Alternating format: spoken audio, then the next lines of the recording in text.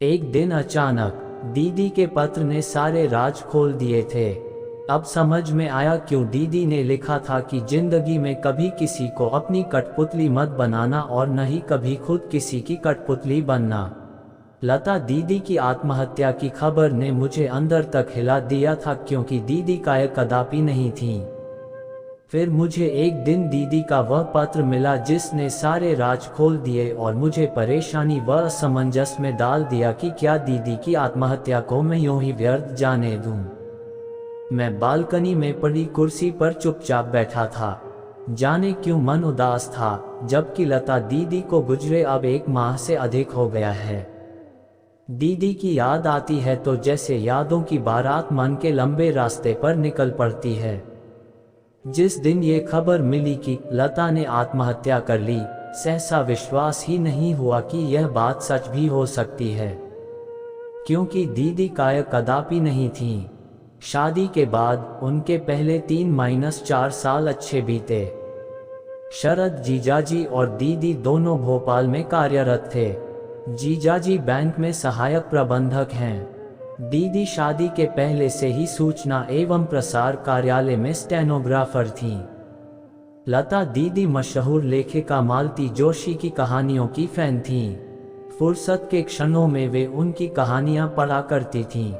एक बार मैं भोपाल गया।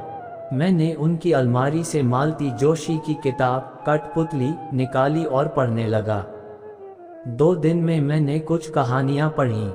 उन कहानियों ने मुझे इतना प्रभावित किया कि ग्वालियर वापस आते समय मैंने दीदी से कहा, शेष कहानियां पढ़कर ये किताब मैं आपको वापस भिजवा दूंगा।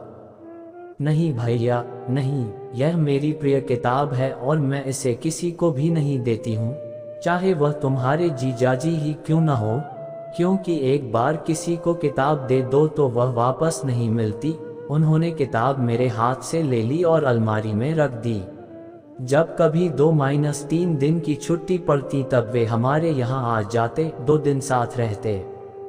उस दौरान हम पार्क में घूमने चले जाते, कभी कोई अच्छी सी फिल्म देख आते। इस प्रकार हंसते खेलते 3-4 साल निकल गए। एक दिन जब मैं दफ्तर से घर आया तो मालूम हुआ दीदी आई हैं। मैंने माँ से पूछा तो उन्होंने बताया कि वे अपनी सहेली प्रेमलता से मिलने गई हैं। कह रही थी कि उसे कुछ जरूरी काम है। रात करीब 10 बजे वे घर आईं। मेरी नज़र उनके चेहरे पर ठहरी तो लगा कि वे कुछ परेशान हैं और उनके चेहरे पर पहले सी खुशी नहीं है। वे सीधे अंदर के कमरे में चली गईं। मुझे लगा शायद कपड़े बदलने गई होंगी, लेकिन जब बहुत देर गुजरने पर भी वे ड्राइंग रूम में नहीं आईं, तब मैं ही अंदर के कमरे में चला गया। वे उदास चेहरा लिए बैठी थीं।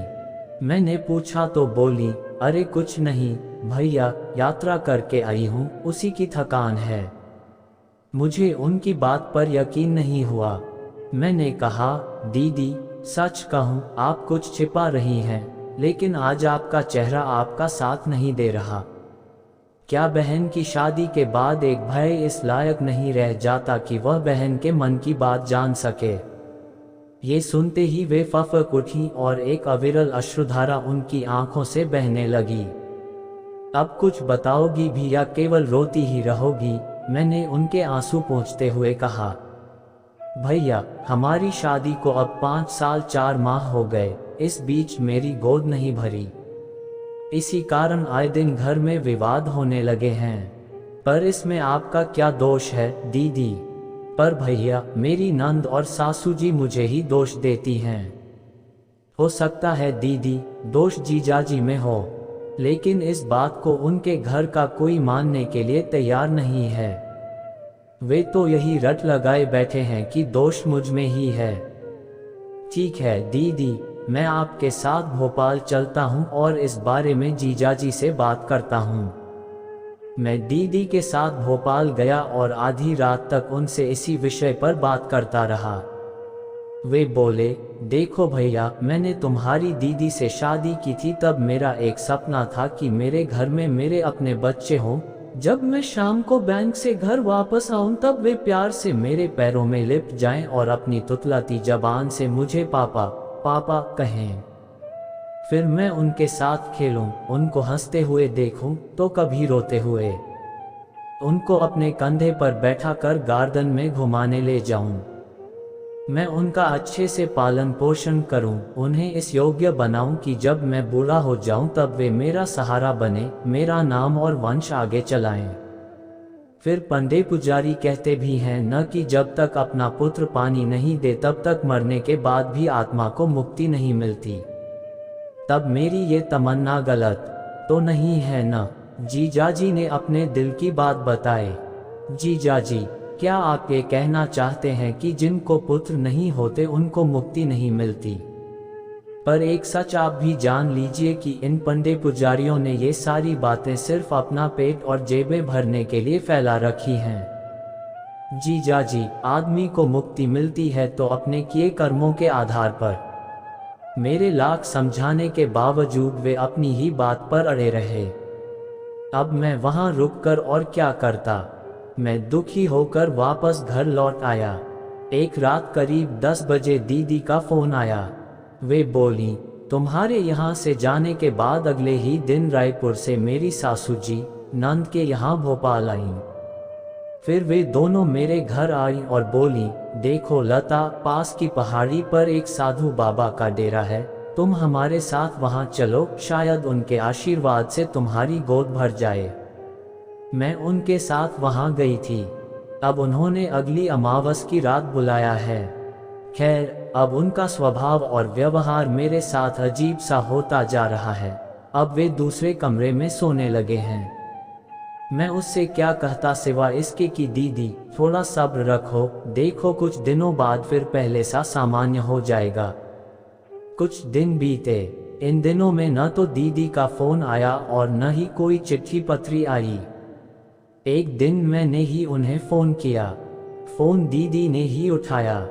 मेरे बार बार पूछने पर वे बोली, भैया उन्होंने अपना तबादला जबलपुर करवा लिया है और अब मैं यहाँ अकेली ही रहती हूँ। कहने के लिए यहाँ उनकी बहन और बहनोई हैं। इतना कहकर उन्होंने फोन रख दिया। वक्त गुजरता गया और 6 माह बीत गए। एक दिन जीजाजी के बड़े भाई साहब, जो हमारे ही शहर में रहते हैं, बाजार में मिल गए। बातचीत के दौरान उन्होंने बताया कि शरद जीजाजी ने जबलपुर में अपने ही बैंक में कार्यरत एक तलाकशुदा महिला से शादी कर ली है। जीजाजी ने दूसरी शादी कर ली। ये सुनते ही लगा जैसे आसमान में कड़कड़ाती हुई एक बिजली चमकी और सीधे मुझ पर आ गिरी हो। मैं स्तब्ध रह गया और सोचने लगा कि यह खबर पाकर दीदी पर क्या गुजरेगी। मैंने रात को फोन पर इस बारे में बात की तो वे बोली, भैया मैं जानती थी कि वे ऐसा ही करेंगे। खैर, अब ये बात छोड़ो, अब तुम मेरी चिंता मत करना, अपनी शादी की बात चलाना और कोई अच्छी लड़की मिले तो तत्काल शादी कर लेना। भैया, अब मैं किसी तरह से अपनी शेष जिंदगी काट लूंगी। पर दीदी, ये अकेलापन, मेरी बात को काटते हुए वे बोली, हाँ भैया, अब एक बात ध्यान रखना, मेरा फोन न भी आए तो भी समझ लेना मैं अच्छी हूँ। उन्होंने रोते हुए फोन काट दिया। 2 माह बाद मेरी शादी पक्की हो गई। मेरी शादी में दीदी आई जरूर, लेकिन पूरे समय खामोश रहीं। शादी पर उन्होंने मुझे जो उपहार दिया उसे मैंने सबसे अधिक अनमोल उपहार मानकर अपनी अलमारी में सहेज कर रख दिया। शादी के बाद मैं अपनी पत्नी के साथ हनीमून के लिए चला गया। वहां से वापसी के तत्काल बाद मैंने ड्यूटी ज्वाइन कर ली। एक रात करीब 10:30 बजे फोन की घंटी बजी। फोन पुलिस स्टेशन से था। लता नाम की महिला ने यहां आत्महत्या कर ली है, आप तत्काल आ जाए। ये सुनते ही मैं सन्न रह गया। मां को साथ लेकर मैं भोपाल पहुंचा। दीदी का अंतिम संस्कार मुझे ही करना पड़ा। मैंने अपनी तरफ से जीजाजी को फोन पर सब कुछ बता दिया था, लेकिन वे नहीं आए। दीदी की आत्महत्या के लिए सिर्फ जीजाजी ही जिम्मेदार हैं। उन्होंने दीदी को जो असंख्य प्रताड़नाएं दी, वे कब तक सहती। फिर इस प्रकार का अकेलापन किसी आजन्म कारावास से कम दुखद होता है क्या? पहले जीजाजी का अलग कमरे में सोना, फिर उसके बाद बिना कुछ बताए चुपचाप जबलपुर तबादला करवा लेना और उसके बाद वहां जाकर दूसरी शादी करना दीदी के साथ, ये उनका अक्षम्य अपराध है। मैं केवल उनको ही दीदी का अपराधी मानता हूँ। मैं यादों के दायरों से बाहर निकला और बिस्तर पर आकर लेट गया। अलका, मेरी पत्नी मायके गई है, इसलिए अकेलापन जैसे मुझे निगलने के लिए मेरी तरफ बढ़ रहा था, फिर उसमें भी दीदी की यादें। तभी मुझे उनके द्वारा शादी में दिए अनमोल उपहार की याद आई। मैं तेजी के साथ कमरे में गया, अलमारी खोली और उसमें से दीदी का दिया उपहार निकाला। अब मेरे सामने दीदी का दिया सिल्वर पेपर से लिपटा अनमोल उपहार था। मैंने सिल्वर पेपर का आवरण हटाया तो आश्चर्यचकित रह गया। दीदी ने मुझे अपनी जान से ज्यादा प्यारी लगने वाली किताब कठपुतली उपहार स्वरूप दी थी। मैंने उस किताब का पहला पृष्ठ पलटा। उस पर दीदी ने अपने हाथ से लिखा था, प्रिय अनमोल भैया को शादी पर एक बहन का अनमोल उपहार। भैया, जिंदगी में कभी किसी को अपनी कठपुतली मत बनाना और न ही कभी खुद किसी की कठपुतली बनना। तुम्हारी दीदी लता। उनके द्वारा लिखे शब्द पढ़कर मैं भाव विभोर हो गया और उसी अवस्था में किताब के अगले पृष्ठ पलटने लगा, तभी उसमें से एक कागज जमीन पर जा गिरा। मैंने उस कागज को उठाकर पढ़ना चालू किया तो मेरी आंखें पथरा सी गईं। वह दीदी का पत्र था, सिर्फ मेरे नाम। उन्होंने लिखा था, प्रिय अनमोल भैया, सर्वप्रथम ये पत्र सिर्फ तुम्हारे लिए है। ये याद रखना, इस पत्र द्वारा मैं कुछ सच्चाइयाँ तुम्हारे सामने लाना चाहती हूँ जिनसे तुम अभी तक अनभिज्ञ हो। भैया, मेरी सासू जी और नंद आए दिन मुझे ताने मारती थी कि अब तुम्हारी शादी हुए 5 साल से अधिक समय हो गया है, अब तो तुम्हारी गोद भरनी ही चाहिए। अड़ोस पड़ोस की महिलाएं और मेरी सहेलियां भी पूछती रहती हैं कि बहू कैसी है, अभी उसे बच्चा हुआ या नहीं। अगर न हुआ हो तो किसी साधु या बाबा के आश्रम में उसे ले जाकर उनका आशीर्वाद दिलवाओ। भैया, ऐसी बातों से मैं आहत तो होती ही थी, उसमें भी ये एक और घटना हो गई। हमारे पास के गंगराडे जी के यहाँ उनकी बहू की गोद भराई का कार्यक्रम था। मैं भी वहाँ गई थी। एक एक करके सब स्त्रियां गंगराडे भाभी की गोद भर रही थीं। जब मैं उसकी गोद भरने के लिए उठी तो उसने ये कहकर मुझसे गोद भरवाने से इनकार कर दिया कि मैं एक बांझ औरत से अपनी गोद नहीं भरवाऊंगी। उसके मुंह से यह बात सुनकर मेरी हालत तो काटो तो खून नहीं जैसी हो गई। मैं वहां से अपमानित होकर अपने बेडरूम में आकर रोती रही। एक दिन ये बात मैंने अपनी नंद को बताई तो वे बोली, इसमें गलत क्या है? 5 साल से अधिक समय हो गया, इतने सालों में भी तुम्हारी गोद नहीं भरी तो लोग तो तुम्हें बांझ ही कहेंगे न। भैया, तुम्हें याद होगा एक बार मैंने तुम्हें फोन पर बातचीत के दौरान भोपाल के पास स्थित पहाड़ी पर एक बाबा के डेरे पर जाने की बात कही थी। भैया, पहली बार मैं वहां अपनी सासू जी और नंद के साथ गई थी। तब वे बोली थी, उन बाबा का आशीर्वाद पाकर कई स्त्रियों की गोद भर गई है, तुम हमारे साथ चलो, हो सकता है उनके ही आशीर्वाद से कोई चमत्कार हो जाए। वे मुझे पहाड़ी पर स्थित बाबाओं के डेरे पर ले गईं। बाबा के डेरे पर एक बड़ा बोर्ड लगा था, टेंशन भगाने वाले बाबा का आश्रम। उसके नीचे लिखा था, यहाँ जड़ी बूटियों से सभी प्रकार की तकलीफों का उपचार किया जाता है। वहाँ बहुत से परेशान पुरुष और महिलाएं बैठे थे। बाबा एक एक करके क्रम से सबको अपने पास बुला रहे थे। जब मेरा नंबर आया तो बाबा बोले, मैं तेरी परेशानी समझ गया हूँ, तेरे साथ कौन आया है? मैंने इशारे से बताया कि मेरी नंद जी मेरे साथ आई हैं। वे मेरी नंद से बोले, बहन, मामला पुराना हो चुका है, समय लगेगा पर फल जरूर मिलेगा। इसे 4 माह तक अमावस की रात्रि में यहाँ लाना। तंत्र मंत्र, पूजा पाठ और हवन आदि करने पड़ेंगे।